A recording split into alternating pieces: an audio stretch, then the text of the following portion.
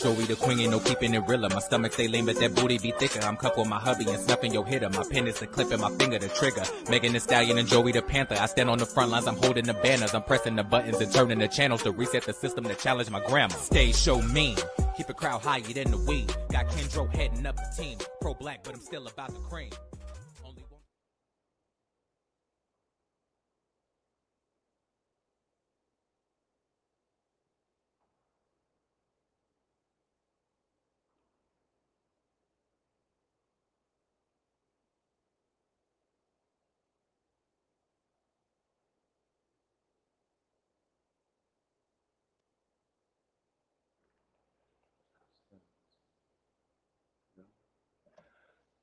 What's up, y'all? What is going on, baby gorgeous gang? We are live at Justifiably Jordan. Of course, this is the channel where I give an empathic analysis on all things culture and entertainment, and then I justify why you should watch and learn for yourself, and also make your own decisions, because I'm not your mama. I am your host, Jordan Renee, and I want to thank you for taking the time, feeling the vibe, having a seat with me. What's going on? How y'all feeling? How y'all feeling? Was goody? Miss McCod, what's going on, my love? Sorry, I'm touching stuff right now and I'm trying to figure all of this out. But how you doing, babe? Um, I kind of look like a gamer right now, but I'm not a well, I want to be. I kind of do want to be a gamer, but I just don't have the commitment to it. And like, it's kind of like I want to learn about sports too, but it's like I'm not really like it's too far gone. Like, am I too old to learn about sports? Like I really want to learn about basketball, but like I'm not in the mood. Whatever, that's okay. Renee, good morning, joining love from San Francisco. Mwah. How are you, baby? It is early in the freaking morning over there. Good morning indeed. Good morning indeed to you, Renee. So good to see. Wow, your profile picture is stunning. Wow. Do you actually like model in real life? Or is that like your headshot? Because like you're stunning in real life. Hi. But we are here. We are live. I am officially back with the jump off. I know I've been going for a minute. Y'all can cuss me out in the comments all you want. I appreciate it. I appreciate all the love and the contention. I know I've been gone. I'm sorry. Damn. But wait, hold on, wait.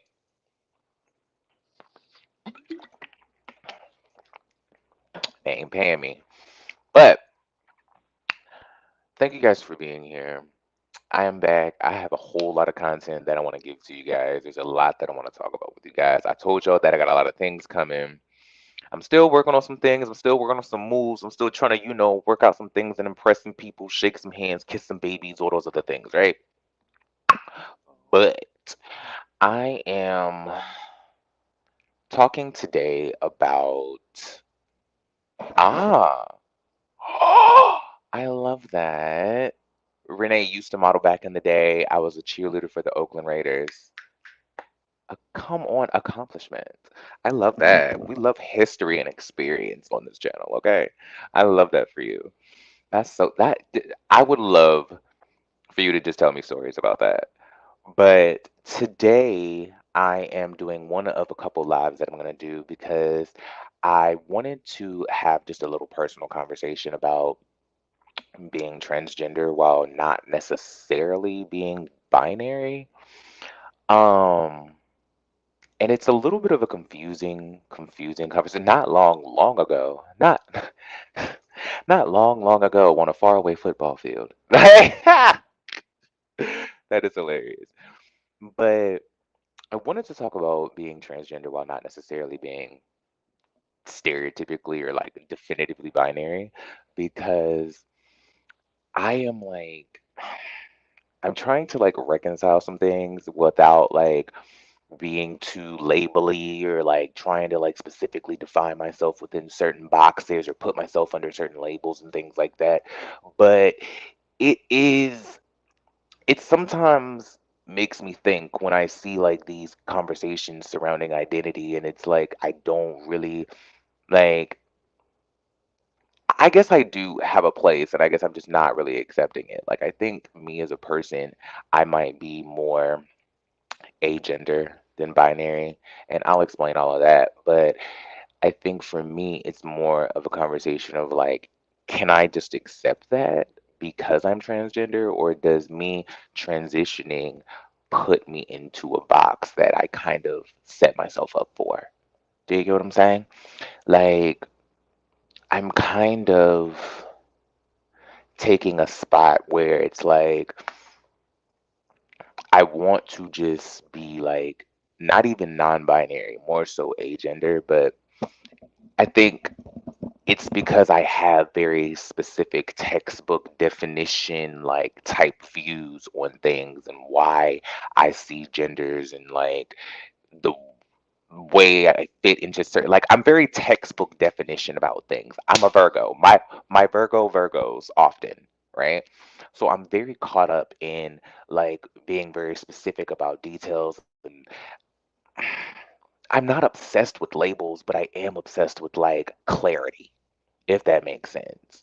Like I'm like that about everything. It's not just like labels. I'm sorry if I'm looking weird at the camera, it's because I'm still trying to get used to this angle because I'm used to being very like straight on, right? And this isn't even really straight on, but I'm trying to figure out the lighting right now. And it is so, and the lighting versus the setup and the way that I'm looking, and I kind of like the angle of it all, but we're just going to figure it out as we go along because that's what we do over here. We are a struggling channel. We are up and coming. I'm not going to say struggling. Let's talk about your struggling husband. Oh my God, love Latoya. Not necessarily, but sorry. But thank you. I do what I can. I'm really doing what I can. I'm just holding it together, girl. Now, um, I let's go back.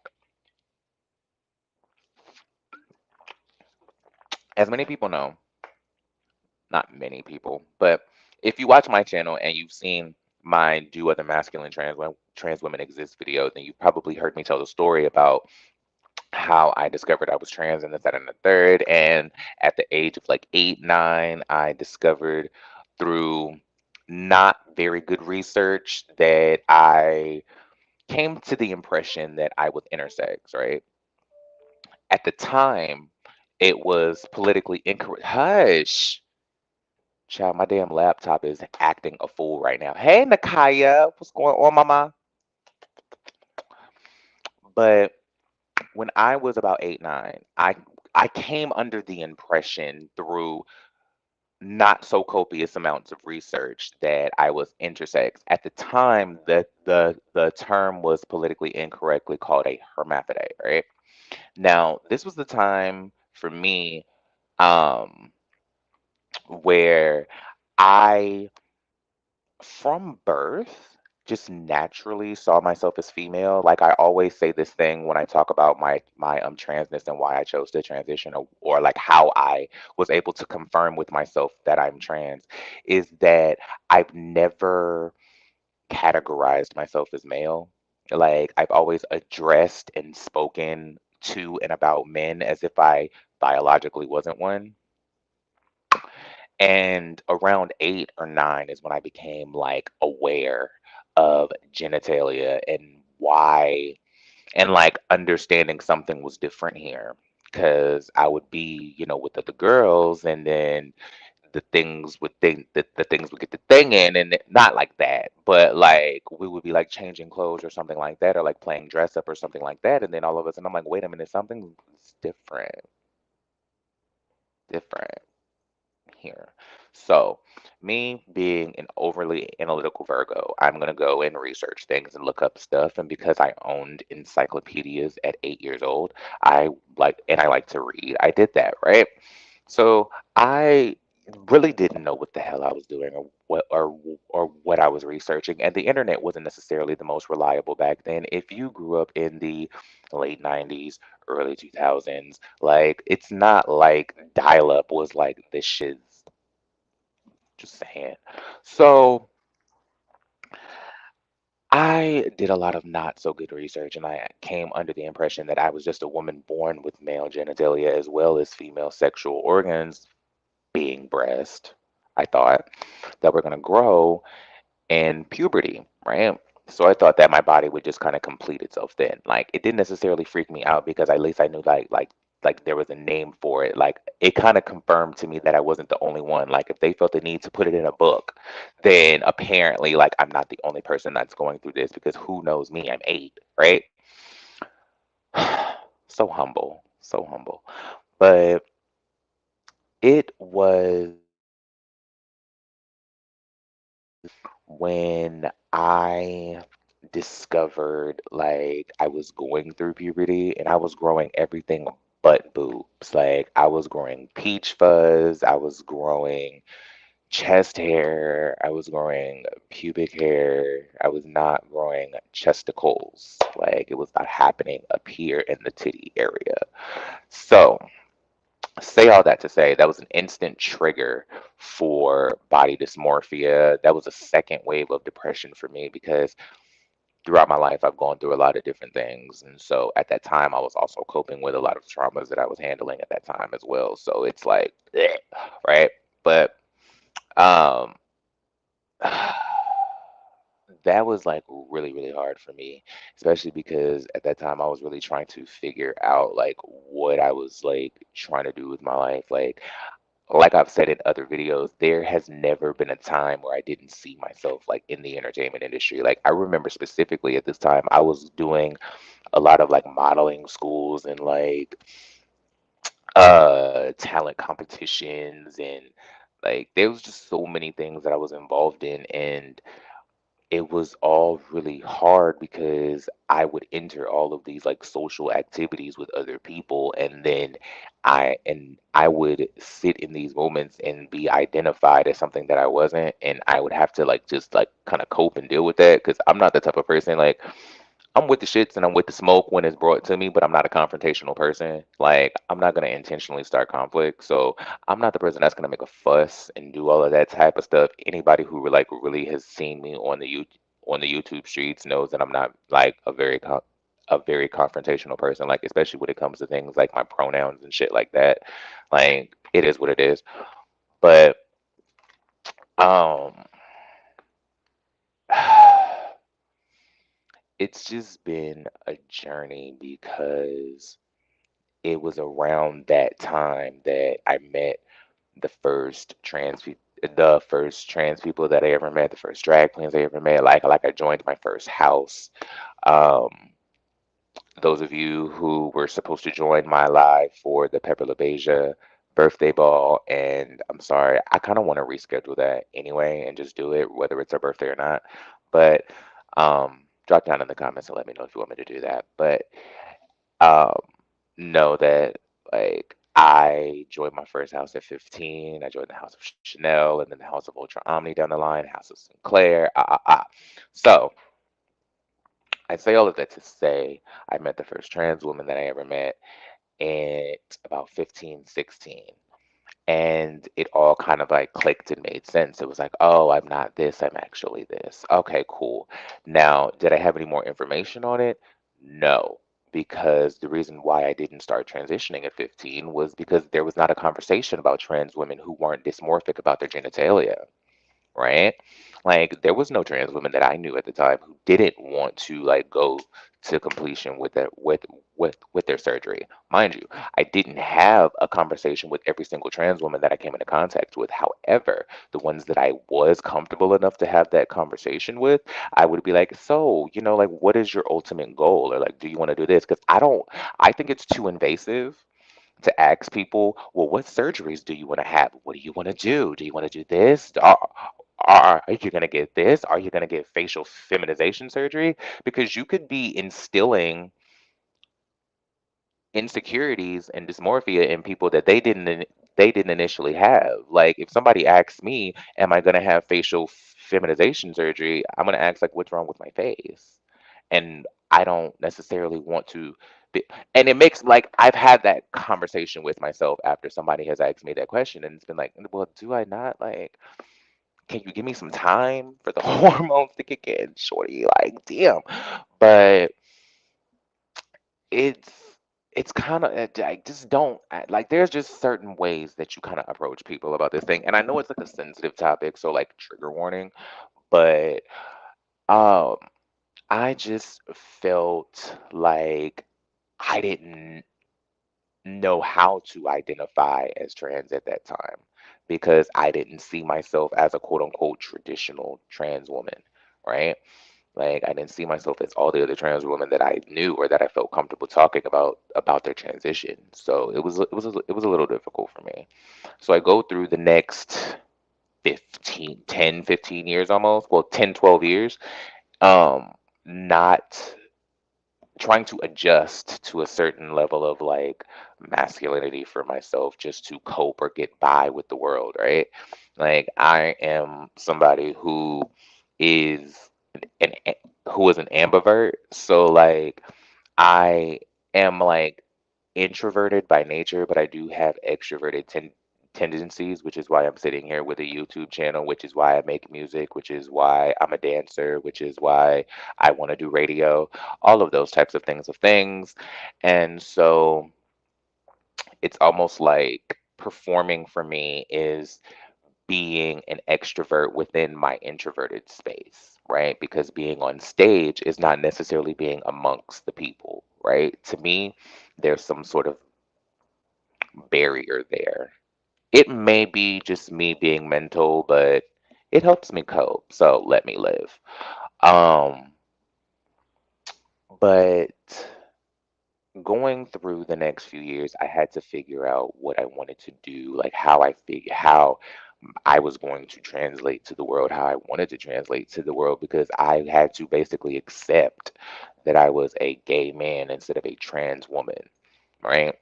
That was hard for me. Like all the waves of the depression, like all the things that I was going through, it was just like really difficult for me because that was the one thing that I couldn't talk about. Like I could talk about my family issues, I could talk about all the other things, but like I couldn't talk about that for some reason. And I'm not exactly sure why I couldn't talk about that. That was just the one thing I never felt comfortable talking about, and it was the one thing that I never felt like I had anyone who really could understand, if that makes sense. Um, it wasn't until maybe the last 5, 6 years that there were even conversations about third genders and, trans women being comfortable with all of themselves, however they wanted to present themselves, and not having to be boxed into a specific presentation of what a trans woman is. Like the first woman who ever made me feel comfortable with identifying as transgender was T.S. Madison, the big dick bitch herself. Absolutely. Like I remember hearing these rumblings about who T.S. Madison is, but like mind you, I wasn't really like I've never been like a big social media person. Like I never had Vine. I didn't like do all of those things. So like I came up with her randomly. I remember the most in-depth thing that I knew about T.S. Madison at the time was the interview that she did on RuPaul and Michelle Visage's podcast. What's the T? And I listened to that interview so much. You know what? This is like a revelation for me because I've never actually thought about this in depth. I listened to her episode of that podcast so much and I never understood why. Mind you, I'm like maybe 25, 26 at this time, right? I don't really understand why I keep listening to this episode of her. It was probably later on in the years. I was probably like 27, but I'm not good with I don't really have a concept of space or time. So when I say 25, I probably mean 28. Who knows? But what I'm saying is, I was listening to her episode of What's the Tea, and I kept listening to it so much. Like, I just listened to it all the time. I remember working at a library, and I used to just be at work, and I used to just listen to her episode of the podcast all the time because I was like a library aide where, like, pretty much I just like stocked all the books, kept everything clean, did everything about computers, because I went to school for computers. Well, I went to Job Corps for computers, CST. Shout out to all the RLC people. Um, but um, I remember being at work and always listening to that podcast, and I never understood why. Like, if for some reason nothing was clicking, Steven, like, I don't know what happened or why I missed that, but I never actually put two and two together that she was like the person who made me feel like understood as a trans woman. I just related to her story for some reason. I just understood her. And then there was like there was clips that came out on the internet. Mind you, I had seen her porn before and didn't know who she was. I mean, like I told you, I've been a freak bitch, but I had seen her like porn before, but like didn't know who she was. I was like, okay, this makes sense, right? But like I remember there were like clips that came out. I think maybe like on, I can't remember what it was on, maybe like Tumblr or something. Who knows? Of like her opening the the door and being like fully erect and like just like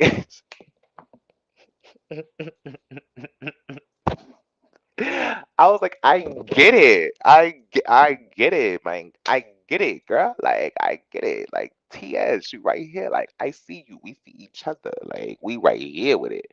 But like, it was just I had never understood those conversations. So I feel like I wasted 10 years of my life because I could have been transitioning and been fine with having my genitalia being exactly the way it was. But I was running around being scared, trying to be, I guess, the coolest gay man I could. And listen, when I say I created my own brand of masculinity, like my idols or like my masculine inspirations growing up were people like Michael Jackson, um, Prince, like Lenny Kravitz, and then eventually it was like Usher and Chris Brown. Like, it was very like you get the vibe. But it just kind of became like a vibe for me. Like it just kind of became like my personality. So like those were the people who I like branded my masculinity after, or like how I got my sexy or my swag or whatever. Like that's just like those were the guys that did it for me, right? And so at the time, I just didn't exactly understand how all of that translated together, because by this point I'm comfortable with the presentation, the vibe that I've created for myself. I'm comfortable with the brand of masculinity that I've created for myself. What I'm uncomfortable with is the look of my body. And what I'm uncomfortable with is the fact that when I look in the mirror, I only see a man and I don't identify as that. Right? So it becomes difficult for me to reconcile what I look at in the mirror, because what I present to the world is a level of confidence that I embrace, but it is not necessarily 100% genuine to who I actually am in my identity, right? So, in that, I start trying to figure out like how am I going to approach this situation, right? So I take the next 2 years of my life. Mind you, I was doing drag at the time.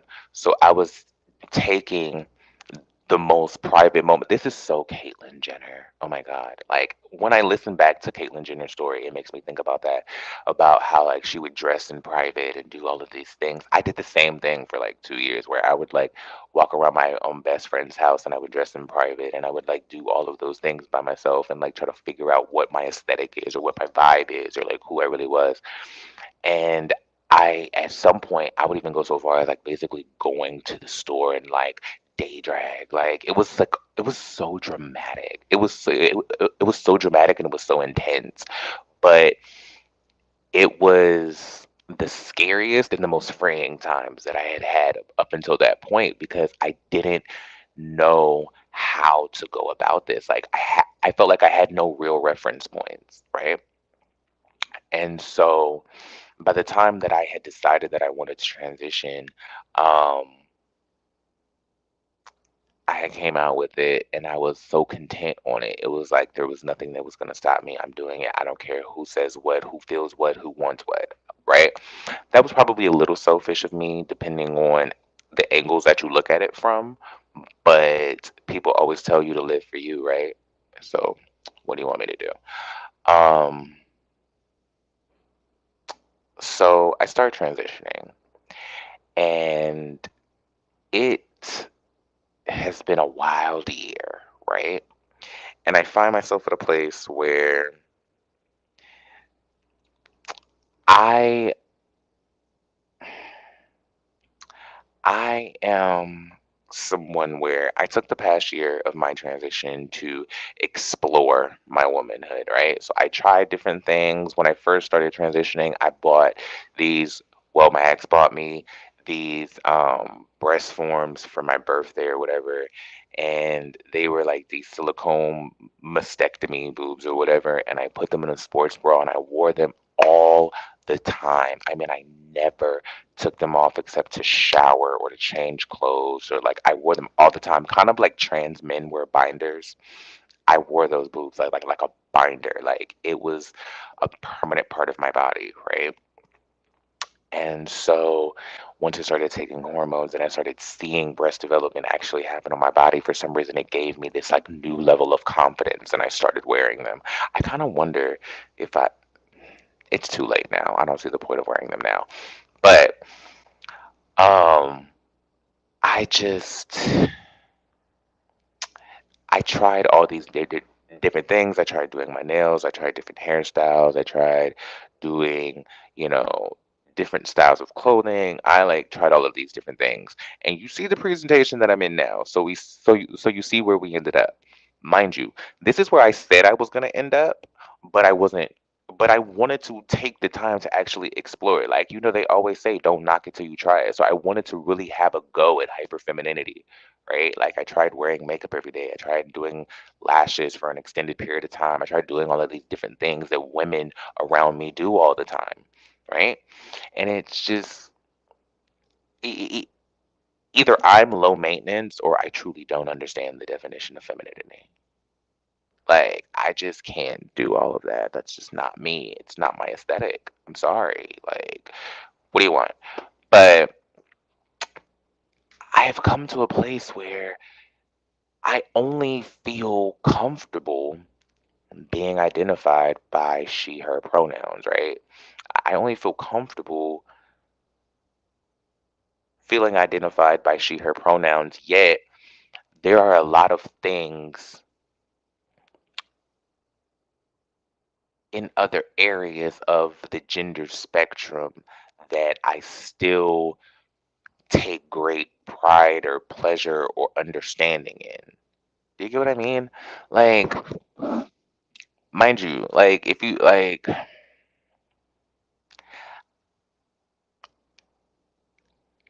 it's hard because it, even though being called he sort of makes me cringe, like it does make me cringe a little bit. It's not completely uncomfortable for me. They is a little better for me.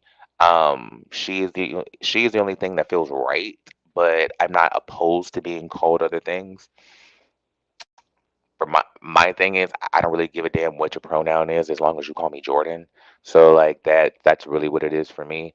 But in in trying to truly understand myself, I'm at a place where it's like I also like masculine treatment though. Like I have the like my listen, how I kind of describe it jokingly is I I see myself as a woman, but I also see myself as daddy as well. Like just in a funny sense, like not in that sense. I'm more of a brat in that sense, but we can talk about that in a whole different live. Anyway, but I have my masculine energy is more present in my presentation and the way that I want to be treated as a person. but yet I only feel comfortable being identified with feminine pronouns. There it is. I really had to talk myself through that because I just don't know. I'm trying to figure out the best way to make that make sense for people because I know that people are coming to my channel for a certain level of understanding, and I want to make sure that I present that in the most clear way possible. So, to round up the last 3 minutes of me babbling that out, I have a more masculine energy that is present in my presentation. However, I only feel comfortable being identified with she, her pronouns, right? I don't know if that is contradictory, hypocritical, controversial to the trans community at large, but as somebody who is going to be considered a representative of said community, I want to make sure that I am as clear and functionally accurate with who I am as possible so that if anybody tries to throw smoke, I'm just joking. But at the end of the day, I just want to understand myself. That's really what I'm talking about here. And I just want to see if there's anybody who kind of like gets what I'm talking about or if I am just babbling on for hours on end for no reason. Right. But I think that it's hard for me to reconcile like how do I put that because I am somebody who wants to be as clear as possible, but I am like it's almost like I like being treated like a guy, but I only want to be addressed as a girl. A girl, no ma'am. No ma'am, no girl. The hell? Oh my God. I'm sorry, y'all.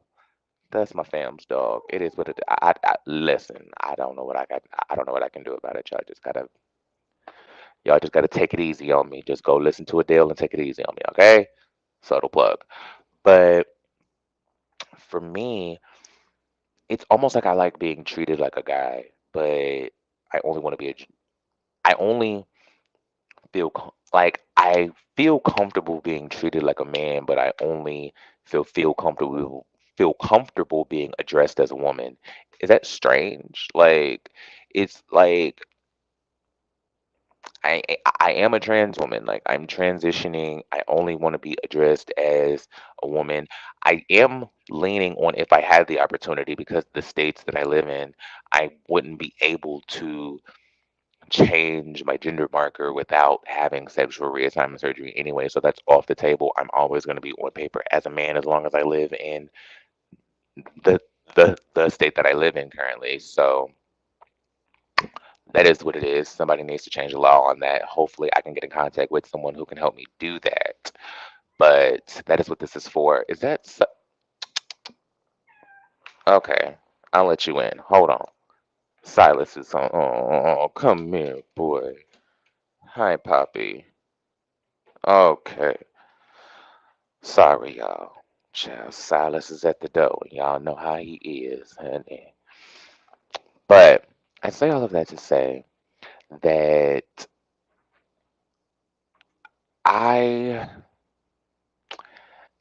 am trying to get to a place where I am just completely comfortable with that, regardless of how society sees me, because I think the part of my struggle with that is the lack of understanding and the fact that if I go out in public the way that I am, I'm probably only going to be addressed as a dude.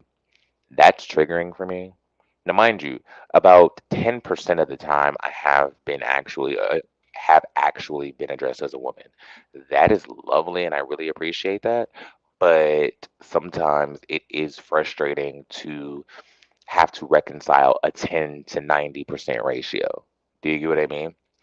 So sometimes it causes a bit of imposter syndrome and it causes me to question a lot of things when it comes to who I am or how I see myself because it's like, am I like a joke? Like, am I like making a joke of the trans community? Like, am I taking advantage of certain things? Am I trying to get the privileges of being a woman while still taking advantage of like masculine privilege? Like it all feels confusing and it all feels wrong. Like it all just feels like I'm doing a disservice to either community, no matter who I fall into. And so I kind of want to just come on and talk myself through that. Like I don't really know how to put that, but It was just something that I wanted to say. Um, I think that coming on and doing this was beneficial because I did get to talk myself through a couple things. I've never actually put it in that perspective out loud that I prefer basically being treated like a guy, but I only want to be addressed as a woman. I never really said those words out loud. So that was the most beneficial and most helpful thing for me because I now have a clear like way to put that when somebody asks how I identify. Like at the end of the day, if I had the opportunity to change my gender marker, I probably would change it to female. If I had the opportunity to change it to an X, that would probably be better for me. Like it's more accurate. Um, because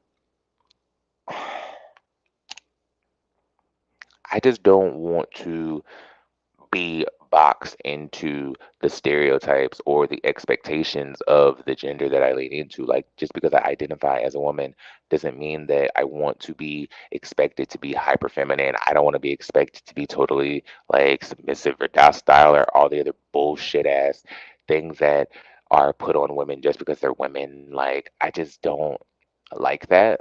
Like at the end of the day, I think people are people regardless of what their genitalia tells their paperwork. Like I just don't subject myself to that understanding of life. Do you get me? So it's all just, I think another reason why I wanted to do this is I wanted to encourage you guys to, anybody who's watching this, do not be sucked in by what people tell you, uh, what is normal. Don't live your life by what is normal. Because who gives a fuck about what is normal? Like, what is normal? Define it. Drop a definition of what is normal, and then see how many people actually subscribe to that definition. I'm just saying. So, I think I will probably label myself as agender, even though I am still transgender. Like, that's still hard for me to like specifically come to a verifiable category of like what I'm in. Um, I am transgender because I am transitioning. Like, that is what it is. But at the end of the day, it's not like I want to look predominantly feminine or predominantly masculine. I actually prefer that people question what I am. Like, I like having that question. I like looking genderless. I like looking like right in between. I appreciate the androgyny. Like, I choose androgyny like people choose violence. Do you get me? So, I just wanted to have a quick conversation with you guys about that. I didn't want to hold you guys long. I just wanted to come by and see what a format of doing a shorter video was versus a longer video and try to figure out what the balance is on this channel. Um, I want to thank you guys for stopping by, for all of you guys. I hope that the empathic analysis of all things, the complexities of my gender identity and my imposter syndrome was entertaining for you. And I hope that I justified why you should not give a fuck what anybody says about you and also be comfortable enough to explore the spectrum and brevity and plethora of identities, possibilities, opportunities to express yourself and live comfortably. So, with that being said, I am going to go pee actually and find something to eat as well, like a human should. And I hope you guys have an amazing rest of your day. I'm going to come back later and talk about, uh, I'm going to finally tell the making the band story. So, um, I can't wait to finally tell you guys that story. I am going to tell you guys about how I auditioned for making the band and the process of that and how it all went so well and then so wrong, right? So, love you guys. I'll see y'all in a little bit. Hope you guys have an amazing day. Watch something amazing, do something good for somebody, and look yourself in the mirror and tell yourself you're cool. Because if you're watching my channel, you're cool. All right, guys. Peace.